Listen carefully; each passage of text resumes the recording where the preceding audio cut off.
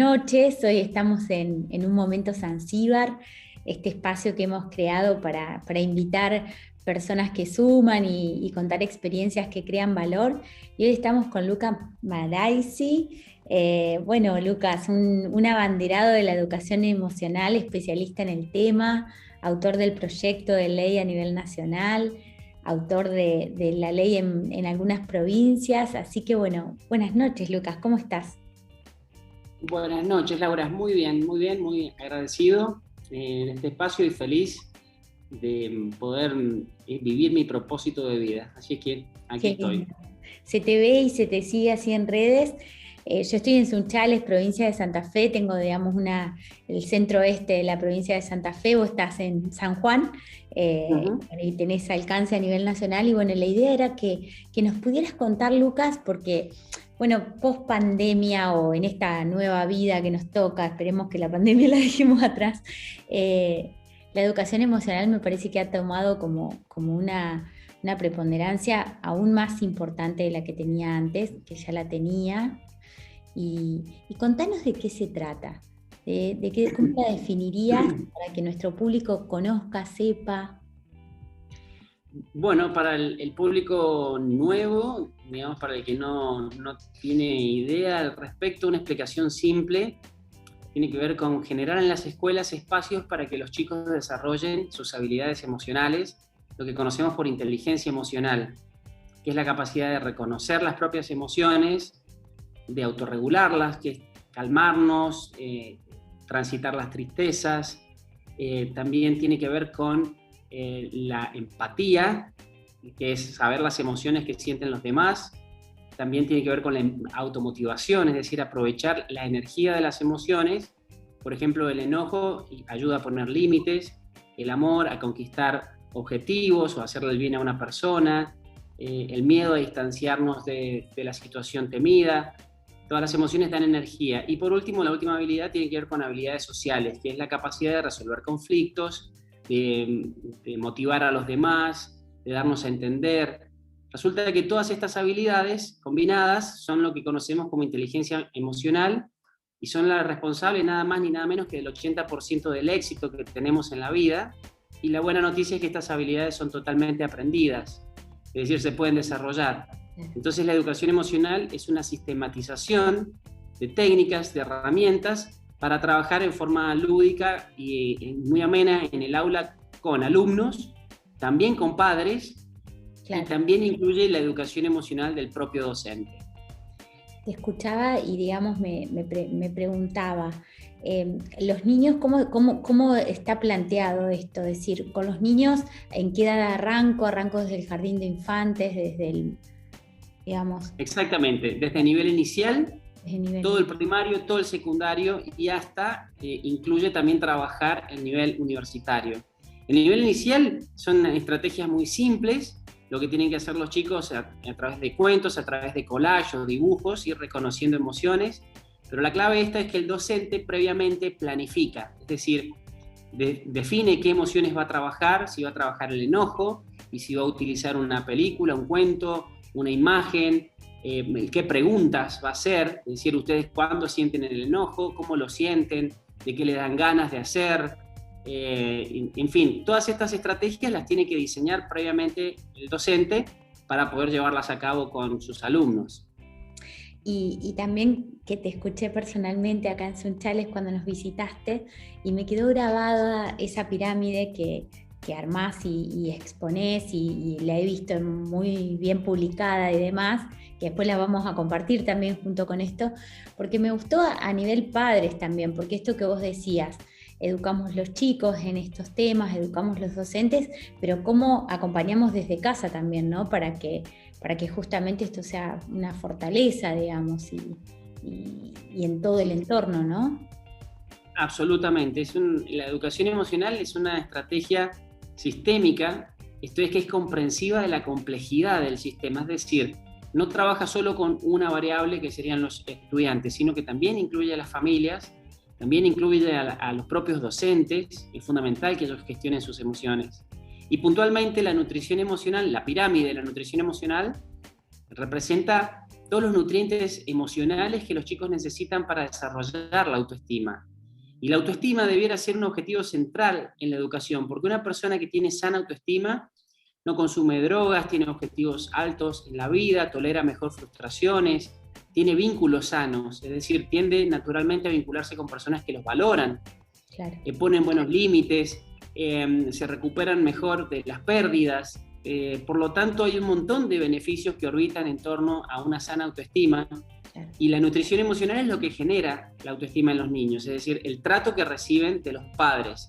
Entonces, una estrategia simple para mostrarles es transmitirle con la pirámide los 7 nutrientes emocionales, que son amor, límites, frustraciones moderadas y episódicas, juego libre, deberes y obligaciones, esto que son tareas simples para los chicos, ideas empoderadoras, que son las programaciones mentales, cuando uno le dice vos podés, sos capaz, y por último los placeres.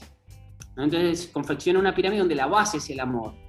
Bueno, esto es realmente un concepto muy interesante, pero es largo de explicar. Es sumamente interesante. Y a mí, viste que yo de profesión de base soy abogada, ¿no? Entonces, cuando te escuché y cuando he leído tus libros y demás, digo, qué bueno, porque es una manera de que la gente salga menos dañada al mundo, ¿no? Y con eso, digamos, en el ámbito, digamos, de familia, de penal, de distintas situaciones, digamos, y de riesgos, digamos, que corren los chicos, cuánto menos daño tendríamos en la sociedad, ¿no? Con eso de que ustedes hablan, en algún momento escuché sanar América Latina, o que hablan del concepto de nutrición, sanar y demás, digo, realmente es una genialidad pensar en un mundo ideal, ¿no? Sí, es así, es como lo describís. La idea es adelantarnos a los problemas, no esperar a que el chico o la chica o la niña consuma drogas para recién intervenir, no esperar a un intento de suicidio, a la violencia de género, bullying, al abandono escolar, a la depresión, a lo que estamos padeciendo hoy, anorexia, bulimia. No esperar eso para intervenir, sino que es desarrollar estas habilidades desde niños, para que cuando tengan estos desafíos, estas dificultades, tengan herramientas emocionales. Claro. Ese es el espíritu de la educación emocional, que es una estrategia de promoción de la salud, básicamente. Exacto. Y como bien decís, cuando ya interviene la justicia, es que hemos llegado tarde, y la justicia, en el mejor de los casos, hace justicia, pero no repara el daño, y no lo evita. Entonces claro. Llega tarde. Por más que tengan... ¿Cómo? El daño ya está hecho. El daño ya está hecho, entonces... Acá la inteligencia está en no tener miopía de futuro, se llama, que es cuando los gobiernos invierten en la asistencia de la urgencia. Si bien eso es importante, pero hay que adelantarse el problema y trabajar con lo estructural, es decir, bueno, si, por ejemplo, si no educamos o no damos educación financiera, bueno, las personas van a seguir empobreciéndose. Entonces, bueno, invertir fuertemente en educación y educación emocional ayuda a prevenir estas problemáticas, este analfabetismo emocional que se ve reflejado en estas conductas sintomáticas que vemos. Se me dispara. Y mencionabas vos el proyecto que se llama Cicatrizando América Latina. Cicatrizando. El proyecto Cicatrizando América Latina lo que busca es expandir estas estrategias en las aulas de todas las escuelas de América Latina. Me encantó, lo he visto, aparte porque, bueno, de educación emocional está en muchos lugares y ustedes se comunican y están compartiendo todo el tiempo. Es muy interesante seguirlos porque siempre con algo quedamos. Lucas, y se me disparaban 2 cuestiones cuando te escuchaba. Una es decir, ¿qué horizonte ves, digamos, a nivel política legislativa, vos que estás en el tema, digamos? Ahora se habla mucho de la educación sexual, se le está dando, digamos, toda la educación en género, que es buenísimo también, porque es parte, digamos, de este escenario y es el engranaje, ¿no? Pero por ahí en los medios y en los lugares que estamos escuchando todo eso, la educación emocional estaría como faltando, ¿no? A mi gusto o en lo que me nutro de lectura, ¿no? Entonces, digo, ¿qué horizonte ves en cuanto a eso, en cuanto a la política legislativa para este tema?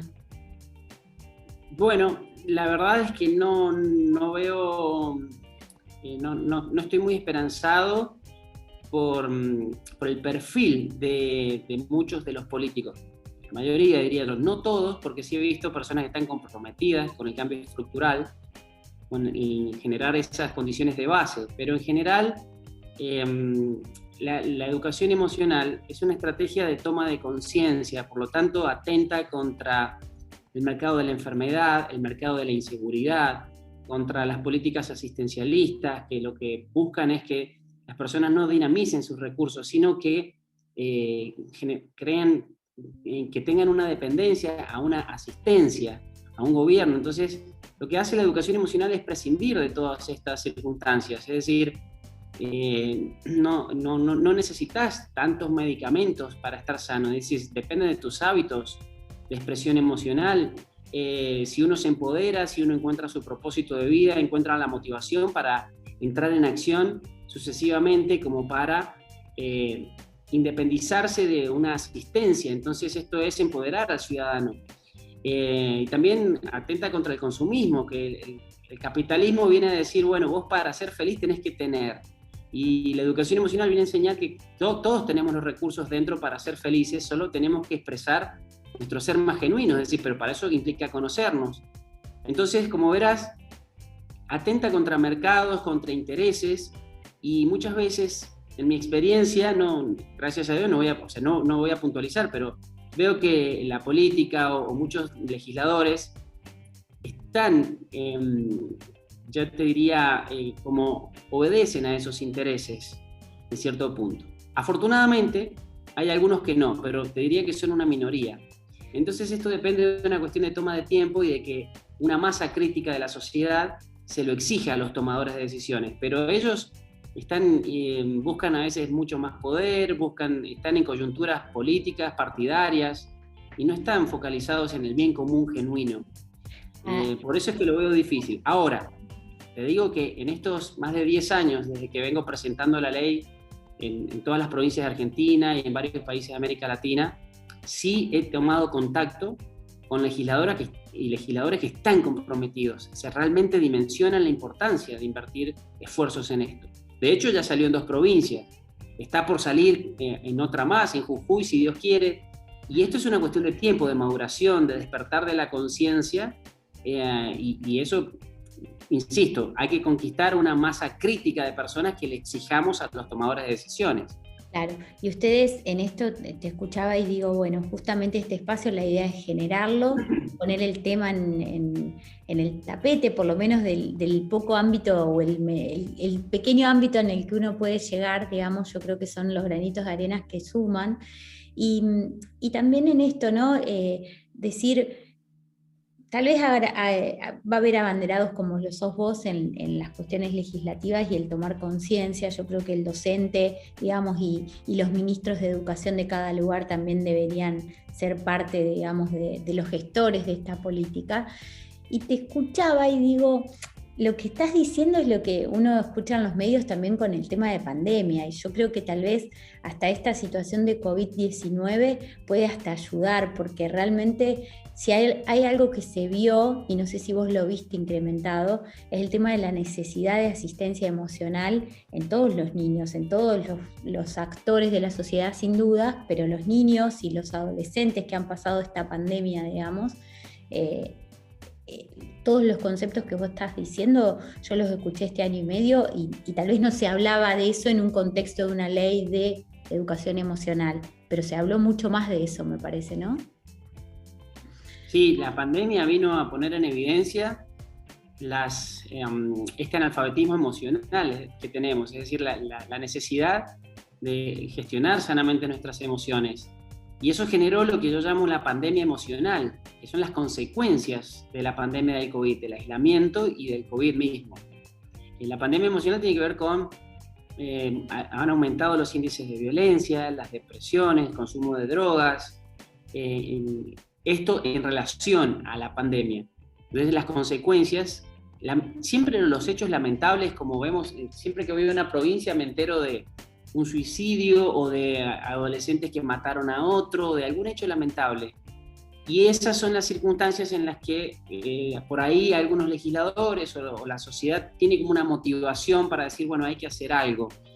Pero bueno, el problema es que se diluye y siempre esta es la miopía de futuro, que el ser humano interviene o actúa cuando el agua le llega al cuello, es decir, cuando ella está en una situación límite. Y bueno, eso sirve a veces como una motivación para decir, bueno, tenemos que ocuparnos de lo estructural, porque si no esto se sigue repitiendo, y peor aún, es decir, en el último veinteno, la sociedad, en términos de lo que es calidad de vida y situaciones emocionales, ha empeorado. Es decir, hay cada vez más consumo de drogas, más suicidios, la violencia, y todos estos índices que son pandemias también. Recordemos que la violencia, los suicidios, las adicciones, las depresiones, se cobran más vidas que lo que se cobró el COVID. Lo que pasa es que no tienen esta difusión de lo que es la moda, entonces ahora los medios o la cámara está sobre el COVID, pero hay otras pandemias que están, o sea, pandemias en el sentido que está a nivel planetario y que son mucho más graves, y bueno, de esas no se dice nada. Y el trabajo, digamos, en conjunto con otros actores de la sociedad que también están en su propia lucha y demás, porque digo, realmente si nosotros tenemos la base de la educación emocional, la violencia de género mermaría. Absolutamente, es así. Lo que pasa es que, por ejemplo, lo que es género, violencia de género, se está trabajando en educación sexual, pero creo que de base hay una cuestión que es, además de sexual, es puramente emocional. Es decir, la violencia de género tiene que ver con, además del machismo y de una cuestión cultural, de ciertos mandatos, de ciertos programas, tiene que ver fundamentalmente con una dificultad para gestionar nuestras emociones, para transitar emociones displacenteras, para también, esto es curioso, pero fíjate esta estadística, cuando uno tiene satisfacción personal, disminuyen los índices de violencia, es decir, la satisfacción personal y la violencia son inversamente proporcionales. Mientras más satisfecho como persona estoy, menos violento voy a ser. Totalmente. Entonces, si uno invierte esfuerzos en encontrar el propósito de vida, motivarse, ser resiliente y todas estas habilidades que se desarrollan, naturalmente la violencia va a disminuir o desaparecer, porque se da cuando hay una frustración en la persona. Claro. Entonces, quiero decirte que si bien la educación sexual integral es absolutamente necesaria, no es suficiente para abordar, por ejemplo, problemáticas como son depresiones, los consumos problemáticos, adicciones sin sustancias, abandono escolar, que cuando el chico abandona la escuela está en una situación de vulnerabilidad extrema. Entonces, lo emocional es transversal al deporte, a la vida de pareja, a la familia, al trabajo, al estudio, a donde sea que te desempeñes. Sí. Entonces, con lo sexual no alcanza. Igual te digo, ¿cómo? Es una base, es la base. Es una base. Todo. Es una base. Cuando te escuché, digamos, fue lo que me quedó, digamos, esto está antes que todo. ¿Viste? Cuando quedé con esa sensación, ¿no? Y ahora es inevitable con esto de los Juegos Olímpicos y todos los deportes que estamos viendo y la capacidad que tenemos, sobre todo acá en la Argentina, con nuestros deportistas tan brillantes desde lo humano, desde el esfuerzo, desde ejemplos realmente que son, y no son los deportes justamente más populares, ¿no? O sea, son de deportes individuales que están en barrios, que empezaron en un garaje, en un pequeño gimnasio y demás. Y digo, leía este libro, El modo creativo, que vos tenés y alguna reflexión que hablabas del deporte, el tema del esfuerzo y el de la búsqueda del éxito, ¿no? Entonces me vino el fin de semana esto de Paula Pareto, de la selección de fútbol hace un par de semanas atrás, y digo, esos gestos de estos chicos que realmente nos educan emocionalmente también, ¿no? Son como posibles abanderados de todo esto de ponerlos sobre ejemplo, en valor. Sí, totalmente. A ver, para llegar a ese nivel, por supuesto que han tenido que tolerar muchas frustraciones, han tenido que motivarse de muchos desafíos. Y eso no solo da cuenta de que tienen condiciones genéticas, es decir, son unos bendecidos en lo que fue la repartija genética, si se quiere. Sin embargo, para llegar a ese nivel, hace falta habilidades emocionales de lo que es afrontar el miedo, tolerar frustraciones, motivarse, la perseverancia, es clave. O sea, todas las investigaciones científicas dan cuenta que para tener éxito en algo, hace falta solo una cosa: perseverancia. ¿Y cómo se logra la perseverancia? Y nadie puede perseverar en algo que no ame. Que no te Entonces gusta. la clave está en conocerse a sí mismo, encontrar el propósito de vida, y entonces naturalmente voy a ser perseverante, porque amo eso. Entonces yo, por ejemplo, soy perseverante en la educación emocional porque no hay nada que me guste más que esto. Entonces, o los deportistas disfrutan, se les pasa las horas entrenando porque ponen el corazón en eso. Entonces, de una vez y por todas, tenemos que generar en las escuelas un espacio donde los chicos no solo conozcan el mundo externo, sino que se conozcan a sí mismos para poder dar con su propósito de vida. Eso es lo que va a hacer que estén motivados constantemente y puedan ser perseverantes. Me encanta escucharte porque digo, uno escucha permanentemente esto, encontrar tu propósito, fíjate tu sentido en la vida, el para qué y demás. Y te escucho y es tan claro y es tan concreto y uno lo podría, digamos, bucear de alguna manera. Y gracias por eso, Lucas, porque realmente por eso queríamos tenerte en Momentos Zanzíbar y nos has regalado muchísimas reflexiones, pero siempre, digamos, llegando al final de la entrevista, pedimos si querés dejarnos algún regalo, alguna reflexión final, si hay algo que te parece que no hemos hablado o dicho en estos pocos minutos y que quieras que quede, te lo voy a agradecer. Bueno, mira, creo que bastante de lo que es el espíritu de educación emocional ha sido dicho. Solo es invitar a los posibles, a la audiencia de este espacio, a un llamado a la acción. Es decir, que esto no quede en un sueño romántico, sino, bueno, realmente tomar acción y colaborar con la difusión o hablar con un legislador, o lo que puedan hacer. Tenemos un programa de voluntariado en la Fundación, que son voluntariados personales, voluntariados digitales, que lo que necesitamos es que esto tenga un alcance masivo para poder intervenir. Es decir, ya sabemos cómo hacerlo, sabemos que da resultado. Todas las investigaciones a nivel mundial que se hacen sobre el tema dan cuenta de que es positivo. Es decir, nadie dice no da resultado. No, sí da resultado. El tema es que no se está haciendo. Entonces, lo único que necesitamos es poder dinamizar estas estrategias en las escuelas.